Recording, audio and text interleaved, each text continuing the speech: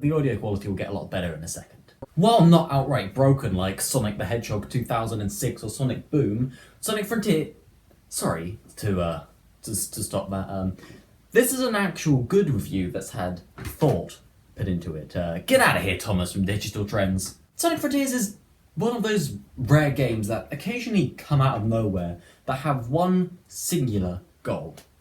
Fun movement.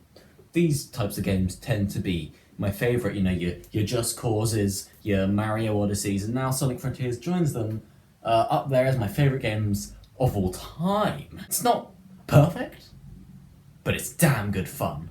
Let's get into this. But before we get in, this review will contain spoilers. I just wanted to get that warning out there. Any major stuff I talk about will be warned about, but if you want to go into Sonic Frontiers completely 100% blind, this isn't the review for you. The game opens with Eggman doing some shady things and getting eaten by a chair.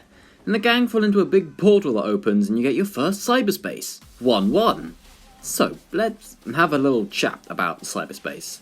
Throughout the whole game, I believe there are 30 cyberspace stages, all of which are one of 4 level themes, 3 of which are reused. Green Hill Chemical Plant, Sky Sanctuary are reused. And yes, that's not super great. It's clear it's because of time and budget and actual development limitations, like the size of the team. The game was only made by about 60 people, which is minuscule for a game this big.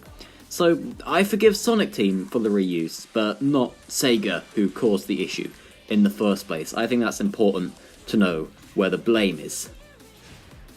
The 4th level theme is my favourite. It's the city or highway aesthetic, which I love. It's usually my favourite visually and level design wise, but we'll get more into that in a second. It should also be noted that a lot of cyberspace stages use existing level design. For example, 1-1 is Winmore Isle Act 1 from Unleashed. Every now and then you'll go, oh, I recognise this. And to be honest, I'm fine with the reuse in this game, as it's more of a test than anything else.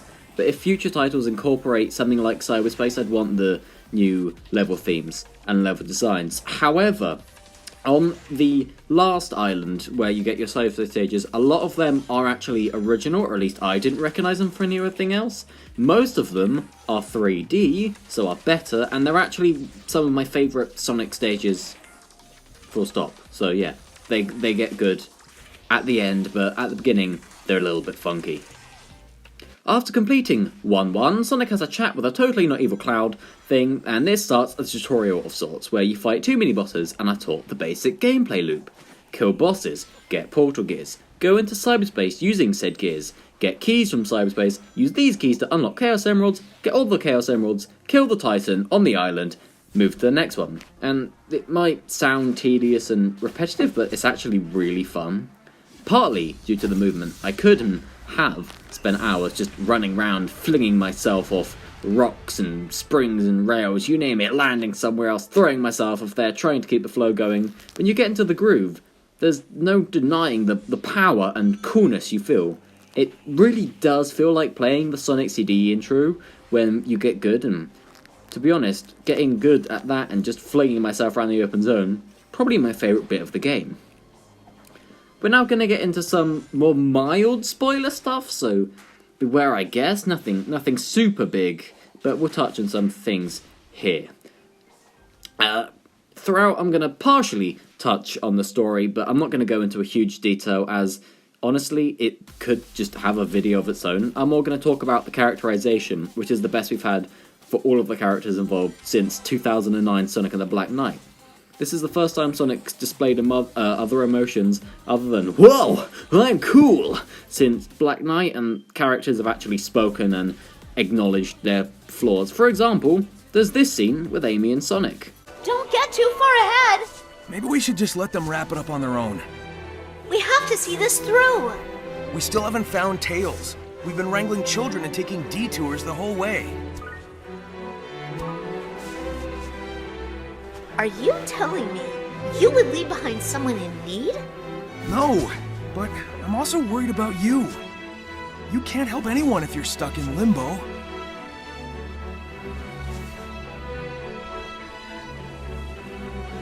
All right. Then hurry up and save me too, so we can find Tails. Sounds simple enough.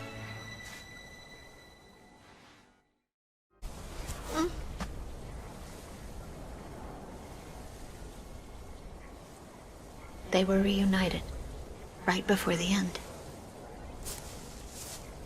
They're together now. You take a minute. I'm gonna keep moving. Hey, still thinking about the Coco?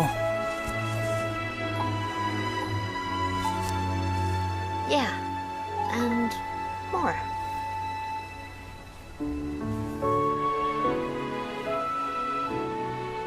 I'm not sure what happened, but I know what I saw.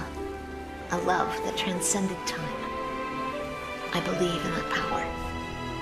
When this is over, I want to share that love with the world, even though it may take us far apart.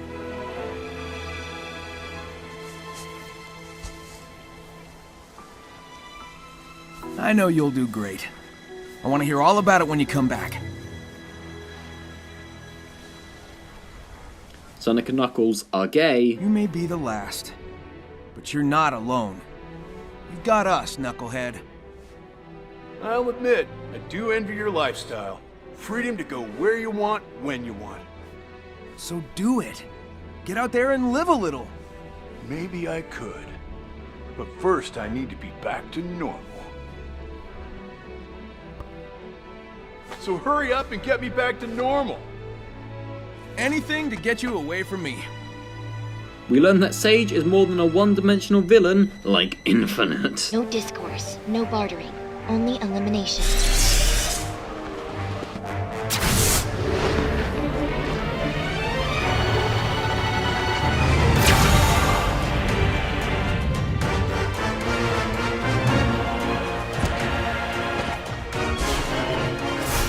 Whoa, whoa, whoa! Time out! Time out! She attacked you! Yeah, it's kind of her thing, but she's trying to protect something, or someone. I'm willing to help, but first I need to know what's going on. And then there's this scene that legitimately almost made me cry. This whole experience gave me a kind of clarity. When this is all over, I think I need to go it alone for a while. I can't grow into my full potential if I always fall back on you. If that's okay. You're free to go your own way. I guess you just grew up on me a little faster than I expected. Are you saying I outpaced you? Yeah, don't push it. It's gonna take some getting used to, but here's to you reaching new heights, partner.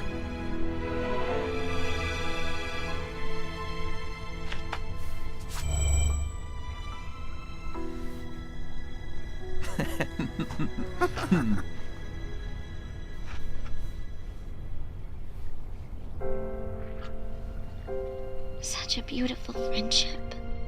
A family born of love and not genetics. Everything I want. I wish I'd never seen this. It was so much easier accepting the future when they were simply enemies. This is the kind of actual good writing and characterization that the Sonic series has been missing for over a decade now, and any reviewer that says, it's not a good story, it's a fictional blue cartoon hedgehog, it should have silly stories. I know where you live. Sega, do not, and let me repeat that, do not listen to that. Keep the stories serious, keep being Flim, we'll all be happy. Anyway, after collecting all the Chaos Emeralds and Kronos, you fight the main boss of the island, Giganto, and let me tell you, these bosses are one of the coolest things ever put into a Sonic game. You keep all the moves you had before, and Sonic Team did a great job balancing, making you feel more powerful than ever before, without inventing a whole new gameplay style. Not to mention the music. Most of the Titan bosses play out more or less the same, so I'm just gonna play you bits of all of them now.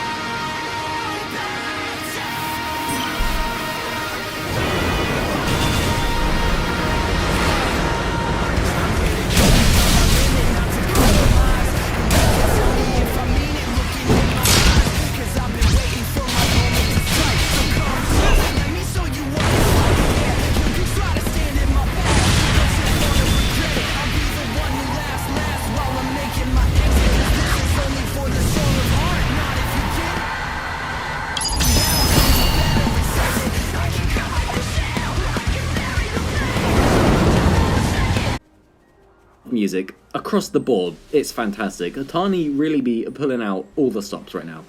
My favourite island track is probably Rhea's music, but we'll get onto that when we get there. From defeating Giganto, you get onto the next island, which is Aries. It's a desert island, and this is where Knuckles is. This island is probably one of my favourites. Well, not my favourite aesthetically or musically. It's my favourite platforming-wise. It's hard to put into words without really playing it, but when or if you've played Sonic Frontiers, you'll know what I mean. This is the area where the platforming is at its best, in my opinion. Speaking of platforming, a lot of it's done with these floating platforms, which are loaded in about 3 feet from you. It's especially obvious in Aries due to the wide open spaces. I feel like there must have been a way around this, like they didn't have any LODs they could load in at a further distance. That being said, however, you do get used to it after a while, and it's at its worst here. But when one of my biggest problems with a game is the pop-in. You know, overall, it's a pretty good game. You find out more story stuff here, like how the ancients were all wiped out by some force and all the giant weapons lying around are theirs. If my memory serves me correct, nothing too notable happens with the story. You kill the boss and move on to Chaos Island, where Tails is. Chaos Island is probably my least favourite, and this is because of one thing: the sheer quantity of 2D platforming elements there. You'll be running across the map and all of a sudden be locked into a 2D platforming section that you can only get out when completing it or falling out, provided there's not a bottomless pit, or you're already on the floor. I don't understand it, because most of these sections work fine in 3D if you skip the triggers that like shift the camera and controls to a 2D. And all the other islands strike up a really good balance of like 90% 3D to 10% 2D. Chaos Island is more like 40-60, which is sad because I prefer the open grassy forests and landscapes like Kronos and other islands we'll get on to where there was less 2D. But if Chaos Island had less 2D, I could easily see it being my favourite. After seeing the rawest thing known to man,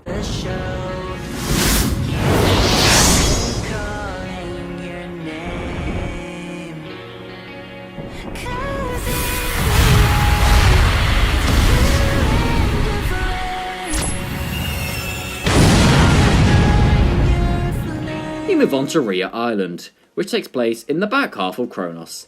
I know why they did this, budget and time constraints, but it's a little disappointing and kind of annoying that the two islands are separated off by this invisible wall. I'd rather you just go back to Kronos for this part of the story, and the tower's already there now, and just have Kronos be bigger and like one full open island, but oh well. At least the music slaps and so does the platforming. From here, major spoilers lie ahead. At this point in the story, you find out it was the Ancients that had the Chaos Emeralds, and they fled from this threat to Earth, where the Chaos Emeralds were being attracted to the Master Emerald. It's also where Sage begins to show signs of being actually good. I sure hope she doesn't die at the end. Speaking of dying, by freeing his friends from cyberspace, Sonic absorbs the cyber corruption, and, he essentially dies. Until he doesn't. Sonic teams up with Eggman because the creepy sky voice that's begun guiding you the whole way is evil, and you go to the final island. Uranus. Uranus, my anus, whatever. This island is my favourite. It has good music, good platforming, it's the best visually in my opinion. It actually has challenging enemies and mini-bosses. A portion of it is wide and open, and the pop-in becomes an issue again, and it's a little disappointing that 3 of the 5 islands in the game are this similar, but it's my favourite, so I don't care.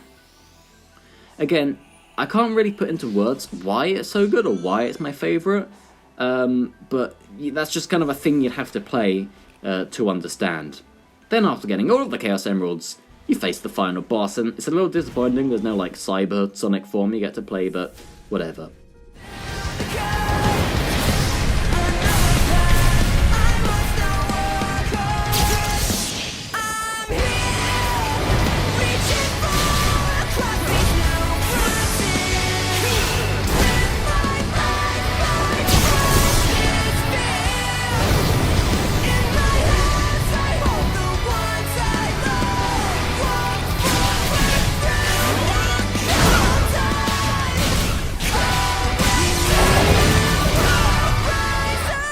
And then provided you play on hard, you get the true final boss, where Sage takes control of the Titan you just killed, and her and Supersonic fly into space. Be careful, dear daughter. And I know this is about to be fire. We're in space. Here we. Oh. It is without a doubt the worst part of the game. It's anticlimactic, it's boring, it's frustrating, it's repetitive. If you die, you have to go back and listen to the whole monologue that they're talking to you the entire way through again. I don't know who suggested it or who thought it was a good idea, but my god, this boss is awful. Anyway, Sage dies, Eggman is depressed, roll credits.